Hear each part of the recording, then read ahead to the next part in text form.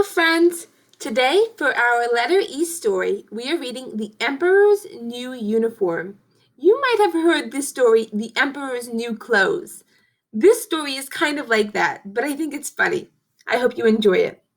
In this story, Enrico Emperi is the emperor of soccer. There are a lot of E words in that sentence, aren't there? Enrico starts with E, Emperi starts with E, and emperor starts with E. 3 E words. Enrico Emperi is the emperor. Here we go. The emperor's new uniform. Enrico Emperi was a soccer star. He was the captain of the Bootsville Ultras. He was so good, his fans nicknamed him the Emperor. Enrico loved soccer, but he loved clothes almost as much. He wore expensive designer suits, shoes, and shirts. Being rich and famous had made him a bit of a show-off. Everyone admired the emperor except for Frankie Fallow. Frankie was another star player for the Bootsville Ultras, but he knew he would never be as good as Enrico. He watched Enrico being interviewed on television. He thinks he's so great, Frankie muttered jealously. Someone should teach him a lesson.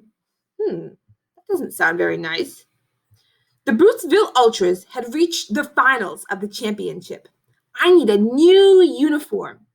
That's the clothes that a soccer player wears. I need a new uniform, something really special, said Enrico.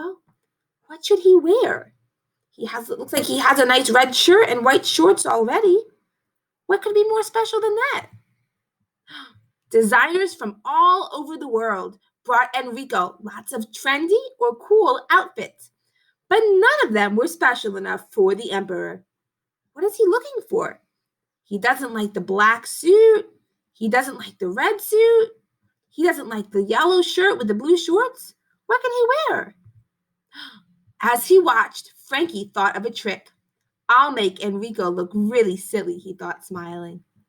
It was the day of the big match, and Frankie took his present to Enrico. I found an amazing uniform for you, Frankie said slyly. It's very cool because only the top players can see it. It's invisible to all the other players. If the uniform is invisible, what are people going to see when he wears it? Enrico opened the box and looked inside, but he couldn't see anything. He must be a terrible player, he thought. He stared sadly at that invisible uniform. Enrico thinks he's not a good soccer player because Frankie told him only the really good soccer players can see the invisible uniform. Enrico decided to pretend he could see the uniform. It's great, he fibbed. It's incredible, agreed the rest of the team, who couldn't see it either. They're all pretending they can see it because they don't want to be not good soccer players. Sass, the team's biggest fan, arrived and heard all about the amazing uniform. But the cruel trick didn't fool her. She had to put a stop to it. She knows something the other players don't. The invisible uniform isn't really there at all. There's no uniform that's invisible. Frankie's just trying to trick Enrico. I bet Frankie wishes he had a uniform like that, she said to Enrico. Why don't you swap with him? No way, yelled Frankie. He doesn't want to wear the invisible uniform because he knows that really means wearing no uniform at all. But the team thought it was a great idea, so it was Frankie Fallow who went onto the field dressed in the Emperor's invisible new uniform. And remember what I said? If there's really no uniform, what are the people going to see when they look at Frankie? Let's find out. Oh my goodness! The fans whistled and hooted with laughter. Frankie blushed and hid behind a goalpost. Sass found him a Bootsville Ultras banner to wear. Enrico Emperi grinned. Come on, Frankie, he laughed. We've got a game to win.